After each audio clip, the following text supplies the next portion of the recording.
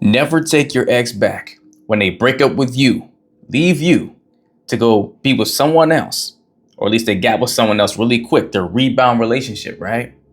And then I don't care whether it fell through or they came to see the light and realized they made a mistake and try to come back then, never take them back. And I'm gonna tell you why.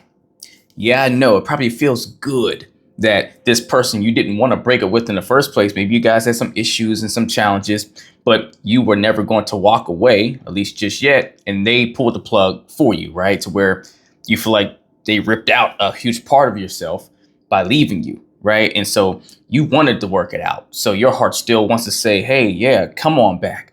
And so the fact that they are, choosing to come back to you now after they've gone out there and they've been with someone else makes you feel really good about yourself and validated, right? Makes you feel like, oh, they truly do see my value. They get it now. Or I'm better than whoever they were going to be with after me or thought they were going to be with that was going to be better than me.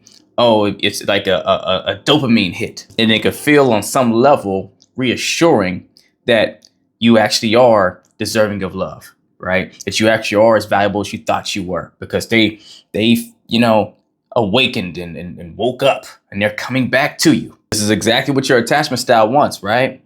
Your attachment system is designed to hold on to your attachment figure because it's like a primal way of ensuring survival of your lineage, right? So whenever your ex walks away from you and they break up with you and they kind of rip away that security in a way, your system wants nothing more than to go get them back. But the reason why you should never take them back, you have to fight against that attachment system, is because them walking away from you in the first place and then getting with someone else really fast, whether they left you for someone or they left you and then just got with someone really quick, is saying so much in that action itself that is a very toxic future waiting for you if you go back to that person and if you accept them to come back into your life. Because their very act of leaving you, right? Instead of hanging in there to try to work through the difficulties and the challenges and try to figure it out with you instead of bailing, their act to leave shows a serious lack of commitment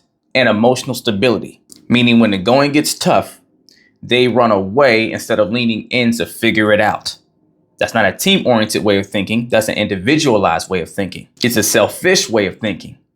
And that's largely because they don't have the emotional stability, meaning they don't have the emotional intelligence to learn how to navigate themselves best, to be able to bring a calm to themselves and work with you. And instead, it becomes overload for them and they pull away. And when that's a foundation they're operating with, it's going to create inconsistencies going forward if they do come back. And then it makes it really hard to rebuild trust. And then that brings me to the trust issues that are created through a circumstance like this.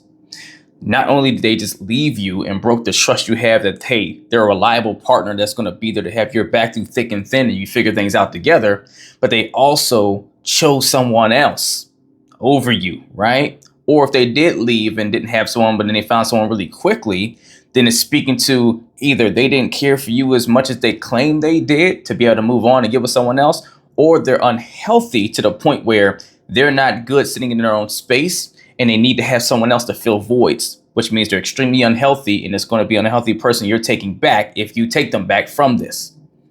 And these two components alone starts to put into question their priorities, right? And it shows that they prioritize themselves over the well-being of the people that they claim they love or whoever they're with, being either you or this new person. And then now all sorts of doubts are built into you on whether they're going to leave you again, right? If they could leave you for someone else or get with someone else so easily, then what's going to be different to where they want to stay with you this time? Now you have anxiety in the back of your mind. Now you have the experience of being left already to remind you that I don't know if I'm so stable here with a person that's going to be 10 toes down with me to the end. But beyond just the priorities and the lack of, commitment and the emotional stability and the trust issues that get created in this type of situation, a huge component that you always have to be aware of when it comes to someone walking away from you and then getting into bed with someone else, right, really fast or in relationship wise, and it doesn't work out or whatever, and they're trying to come back to you now,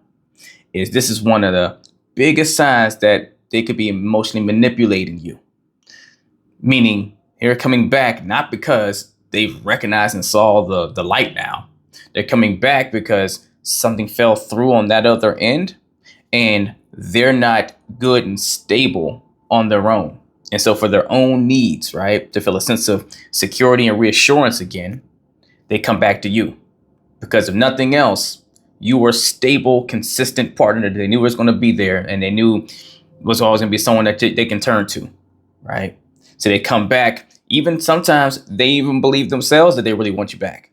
But it's really because their needs, their attachment system is clamoring to clamor on to an attachment figure. And so they can come back and convince themselves, oh my gosh, I realized, I see the light. I made this big mistake. I just want you back, because you're the consistent stability person, right? When they leave and go be with someone else, that person may not put up with their stuff like like you did. They may not, let them just go do whatever the way that maybe you did, or they get to just be themselves and you'll still stay no matter what, unlike that other person. That other person may have walked away from them, right? And they can't handle being alone, so they come back to you, and it becomes very manipulative to your emotions because they're pouring into you as if you're the one again, but it's really just out of their own selfish attempt to fill their own voids. But ultimately, you never take someone back that walks away from you and tries to move on so fast and then tries to come right back to preserve your own dignity, self-respect, and personal growth, right? You have to respect yourself if that other person does not. And I don't care how much you love them and you care for them, if they're going to operate the way they've done in the way this has gone, right? It's one thing if you guys fall out, and, I still don't believe in people breaking up and getting back together. You stick in there till the end, right? Figure it out. But understand, sometimes you have clashings and you fall out for a second.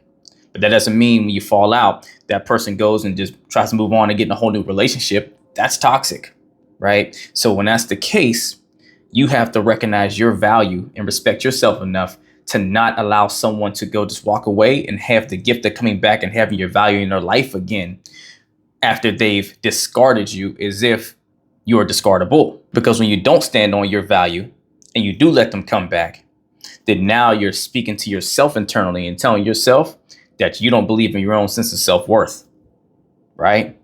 You'll start building internal resentment that you'll push on your partner now, your ex coming back. You'll push it on them. You'll, be upset at them, have little like triggering moments and all that stuff and don't know exactly why, or you'll, be mad of the fact that they left in the first place and all that stuff going on. But it's really because internally you're upset that you allowed them to toy with your value and then come back and have it again. And you get upset that you love them so much that you would let them come back, even though they kind of discarded you, right? And now you are trying to get that resentment for yourself off of your chest by building resentment for them. So you always need to recognize your worth and that you deserve someone that's going to commit to you wholly, right? And not leave you and try to move on fast and then trying to bounce back. That's not how it works when you value yourself. They can't be allowed to do that. And when you do take someone that's unhealthy like that back, you are instantly throwing yourself in a position where you can't grow from your experience and learn from the relationship experience you had with them the first time around.